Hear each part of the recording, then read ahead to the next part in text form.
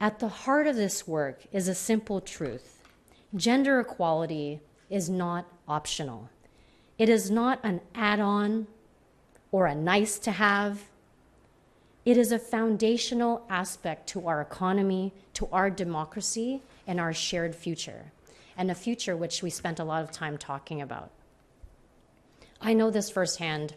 When women are able to participate fully in the workforce, they bring skills, their talents, innovation, leadership that strengthen every part of our society. A strong economy is one where no woman is left behind. And we believe as a government, that when women succeed, Canada succeeds. But here's the reality. Too many women still face barriers that prevent them from reaching their full potential, especially women living with episodic disabilities, a term that's been coined by Realize, and who are helping us understand what that really means, whether it's long COVID, multiple sclerosis, lupus, arthritis, HIV, diabetes, or mental health conditions, and the list goes on. These disabilities can be unpredictable, invisible, and poorly understood by employers, but especially the impact that it has for so many women across this country. And so what's the result? The result is that talented women are left out of the workforce, passed over for promotions, I've seen this myself, or pushed into precarious work. And when that happens, it's not just the individual who loses, their families lose, our communities lose, and our economy loses out too. And that's why today's announcement is particularly very important. So today I am pleased to announce that our government is investing over $650,000 to Realize for their national project, Breaking Barriers and Shaping Inclusive Workplaces for Women with Episodic Disabilities. And yes, we can give that a round of applause. Je suis heureuse d'annoncer que notre gouvernement investi plus de $650 000 dans l'organisme Réalise pour soutenir leur projet national. This project will work with employers across this country, from coast to coast to coast, to improve workplace policies, provide targeted training, foster peer support networks, and challenge harmful gender norms. This will create inclusive environments where women with episodic disabilities can find, keep, and advance in meaningful careers. And the impact can be life-changing. What we talked about earlier was really ensuring the contributions of all women in all aspects of their life, they can really shine. And I've seen this myself when women have a chance and they have the opportunity. They can do wonders. For a woman who has been faced by the stigma in hiring, this could open a door for them to have her seat at the table, to have a stable role, to support their families. For someone in precarious work, it could be the support she needs to have a lasting career. And I think if you think about each one of us in this room, I'm sure many of us know a sister, an aunt, a mother who has struggled each and every day to fit in different workplaces. And for someone who left the workforce, this can mean a pathway back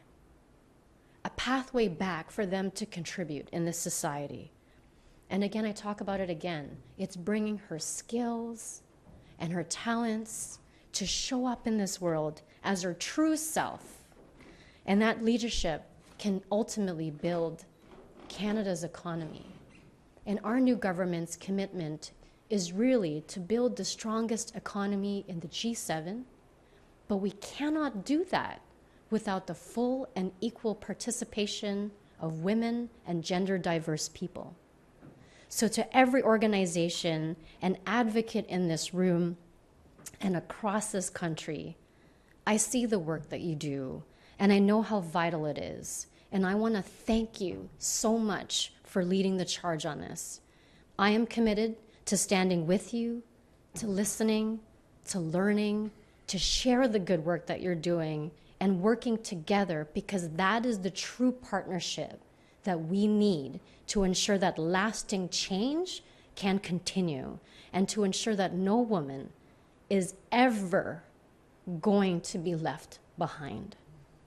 So projects like this show what's possible when government and community organizations work together. They demonstrate that removing barriers for women is not just the right thing to do, it is the smart thing to do. Today, with the team at Realize and to every organization represented, thank you again for your leadership, your innovation, and your hard work. You are shaping a Canada where inclusion isn't an afterthought, it's the standard. And on behalf of me, my daughter, and future generations, thank you.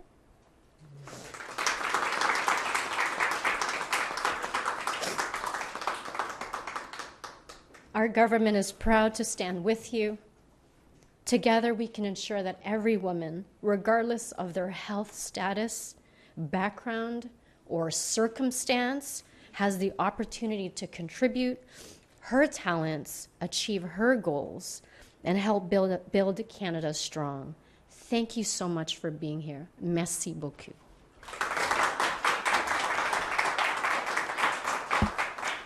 Thank you very much, Minister Valdez. It was so important to hear your words and your remarks on this really important announcement today. I would like to now invite Melissa Egan, the co-director of National Programs with Realize, up to speak.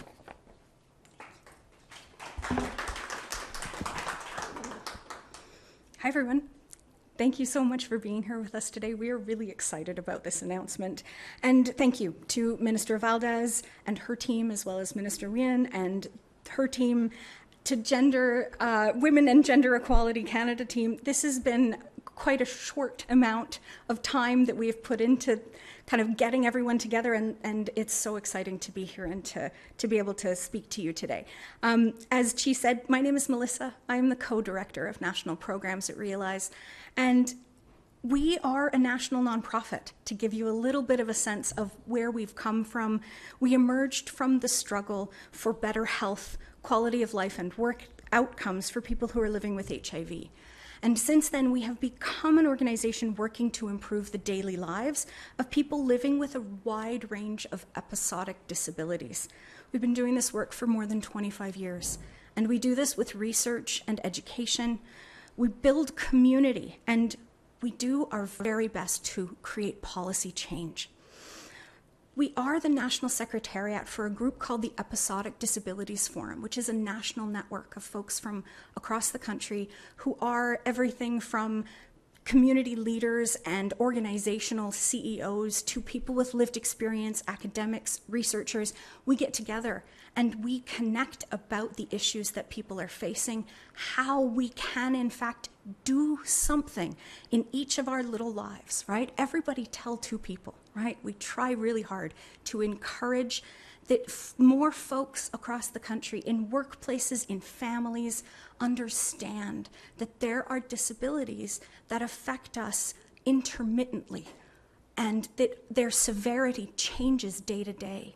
This is incredibly important because often we carry around a definition of disability that is permanent and that doesn't change.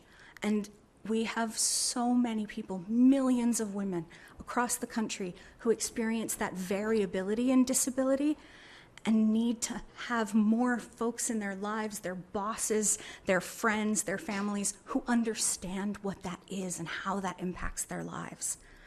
We know that women are disproportionately affected by episodic disability. Minister Valdez just mentioned quite a number of them. And we know that 75% of MS diagnoses are among women, that young women experience twice the major mood disorders and anxiety than young men do. We know that lupus and arthritis diagnoses are far more common among women as well. This is millions of people in Canada. And so what is happening is that these groups of people are facing significant barriers, especially when it comes to employment. And these barriers are, of course, compounded by other intersections in their lives: race, sexuality, gender identity, language fluency, and immigration status. And these workplace barriers occur at many different levels. So it's about kind of workplace entry and job retention, but it's also a lack of understanding of how episodic disabilities impact business. And so leaders are becoming more aware. We are getting into places. There is a greater understanding of episodic disability out there. And what we're trying to do is support businesses with this project to increase that updating policy process, to build community, and to try really hard to kind of address the complexities of episodic disability accommodation at work. Realize is established, and we have great connections across the country, and we really try and focus on intersectional practice. So we are uniquely positioned at this point to enhance the capacity of organizations, to improve the system-wide experiences of women across the employment spectrum. We do have reach from coast to coast to coast, and we will partner with employers and workplaces to address these complex employment needs that women have across country who are living with episodic disabilities. We will do this through engaging organizational leaders, but also HR professionals and team leaders, supervisors, folks at all levels, and the employees, these women, these gender diverse people who are actually grappling with some of this stuff. And what we want to do is initiate systemic change within Canadian workplaces, and we're hoping that that will lead to increased understanding, better support systems, as well as significant economic advancement for women. So we are thrilled to have this opportunity to work with women across Canada, to work with WAGE, to build awareness and understanding of women, episodic disabilities, and employment. Thank you. Thank you very much, Melissa. I'd like to now welcome Ingrid Palmer, the Principal Ideal Advocate with Realize. Ingrid is an award-winning speaker, best-selling author, and holds the position of Principal Advocate of Inclusion, Diversity, Equity, Accessibility, leading to belonging, otherwise known as Ideal at Realize. Ingrid? What would it mean to you to get this job? The question took me by surprise. I hesitated for a moment and then answered honestly, it would change my life. I was at the end of the most intense and nerve-wracking job interview that I've ever participated in. It was a panel interview, and there were the co-executive directors and 2 board members. What made this interview so anxiety-ridden was that I hadn't actually held a full-time job in over 20 years. You see, despite holding a university degree and 2 college diplomas, I had learned that academic success wasn't enough on its own to overcome deeply entrenched stigma and bias. Let me take you back just a little bit. I grew up in Chesterley Boulevard, which is in East Scarborough. I went to Chesterley Boulevard Junior Public School for my whole elementary life, and I loved it there. I considered it my home. The teachers that I had through my elementary education really gave me a sense of value and empowerment around learning. They let me know that I had a capacity to learn and to excel, and they really nurtured that. It was a warm place. It was a place where I was met with kindness and gentleness, and I thrived there. That foundation really carried me through my whole academic career. But when I left Chesterley and went on to middle school, that change of that warm, nurturing environment made it impossible for me to continue to be able to bear and deal with the early childhood trauma that I was experiencing at home in the forms of sexual, physical, and mental abuse. And I made the really difficult decision in grade 7 to leave my family home and enter the child welfare system. 6 months later, I became a Crown ward, and I thought that I had left my challenges behind. What I discovered, however, that those same challenges remained and new ones presented themselves. As I continued to navigate poverty and instability, I was diagnosed at 14 with a rare degenerative eye disorder that was untreatable and that would lead irrevocably to blindness. 2 years later, at 16, I was further diagnosed with polycystic ovary syndrome, a condition that affects many women. It involves the imbalance of hormones. It makes you susceptible to a whole host of other disabling conditions. And another part of it was that it caused a condition called hirsutism, which causes the growth of excessive facial hair and body hair on women. And so, having throughout my life navigated stigma and discrimination around my race, around my gender, and around being in foster care, I now was adding discrimination around disability and discrimination, homophobia on top of it. At age 17, I moved out on my own. I still found solace despite my difficulties in school.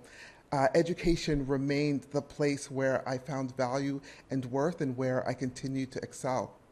I worked part-time, I finished my high school diploma and went on, as I said, to achieve 2 college diplomas, but difficulties didn't stop coming my way. I was homeless several times, 3 to be in fact. I got pregnant while I was pursuing post-secondary education. And as with many women with disabilities, we are more susceptible to violence, and my ex emptied a pot of hot boiling water on me. Despite these things, my yearning for post-secondary education could not be waned, and I continued. It took me about 10 years to obtain my degree from York. But I believed in that message that I had received my whole life, that getting an education was going to transform my life. That was what was going to ensure that my life would be better than how it had started. And I believed that.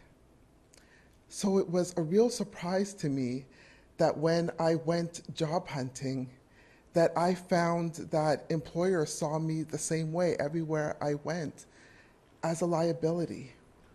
I looked great on paper. That 4.0 got me in the door every single time. But when I turned up, the way that I presented, suddenly I would hear, "You're not the right fit. I don't think you'd be happy here." And you know that old, overused adage, "You're overqualified." After years, I dropped my university degree, and then I dropped my college diplomas, and I was applying for jobs that only required a high school education, and still, I couldn't get anything. And despite feeling angry and disappointed, what I felt most of all was wasted.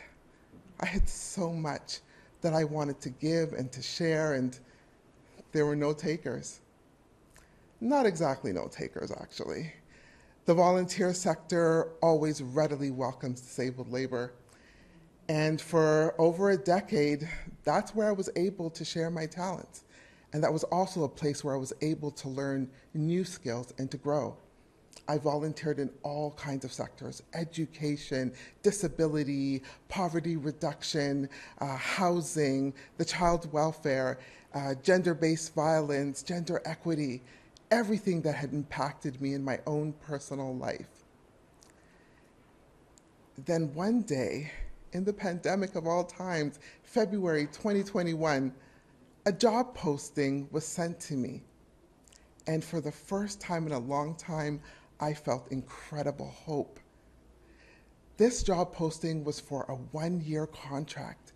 It was intentionally structured as a fellowship. Equity denied identities were welcome to apply. But one thing most of all caught my eye, a sentence that read, that we value lived experience at the same level as academics. What? That blew me away. That never happened. And I knew that I had to try for this once-in-a-lifetime opportunity. And I did. Do you remember that question that I started off at the beginning that I was asked?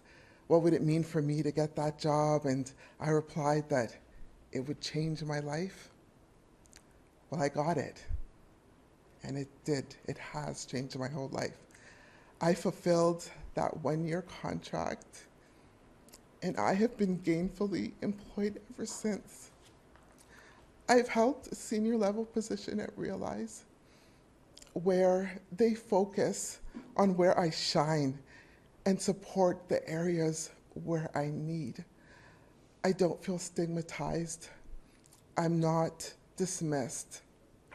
And when I think about the numerous women, gender diverse individuals, non-binary folks who are struggling and who have been conditioned to believe that their dreams are unattainable, that their challenges are insurmountable, and that their futures are set to poor outcomes, I'm so excited for how this project will impact them and the pathways and mechanisms that it will create to help change their lives like mine was changed. I just really want to thank Minister Valdez and Member of Parliament Chu Win and Wage and my organization Realize for collaborating to create these important opportunities. When we think about words like inclusion and solidarity and community, those are only words until we give them meaning. And that's what we're doing here together. Thank you.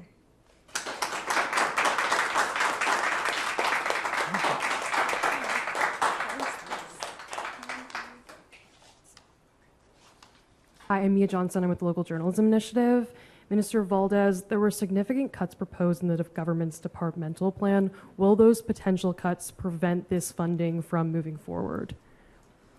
Yeah, thank you. Just a moment. I assure you these are tears of joy. Thank you for that question. What you're referring to is with regards to the departmental plan. I just want to be very clear that what you see in the departmental plan does not represent in any way any cuts with regards to wage. This departmental plan is something that is routine and we publish every year to create transparency, but what it does show are the sunsetting time-limited funding that is in the pipeline, but no funding decisions have been made. Again, it does not represent in any way any cuts. What I have spent the entire summer doing is spending time with advocates in the sector, leaders, hearing from them as far as what their priorities are, what the opportunities are when it comes to wage. This is a very important time of the year. We have the budget coming out in the fall. And what I do encourage, if anyone is watching, and if you are an organization that has specific needs and requests, to please send it in to the Minister of Finance and myself. But as far as what I said earlier, this announcement is a perfect example of how our government is committed to ensuring that we're building a more inclusive economy and inclusion for women, and particularly women with disabilities. And I remain committed to ensuring that I'm listening to the sector and advocating for them. Mm-hmm, mm-hmm. And then Melissa said earlier, there's a lack of understanding of episodic disabilities. What are people not understanding about these disabilities? What is the disconnect? And what do those accommodations at work look like to make up for that? I don't know if Melissa wants to answer. I think I'll just speak from personal experience because myself and I have many family members who experience episodic disabilities. The misunderstanding is more around the judgment that often occurs when you are in a workplace and you're trying to contribute every day, and the employer may not understand the situation or personal circumstance that a individual might be going through. And there's a lot of barriers that currently exist in the workforce today, whether that's, a few people mentioned it today, through policy or just in the way the culture is within a workplace environment. And so the opportunity today is really to, through the national project, they'll be launching training sessions.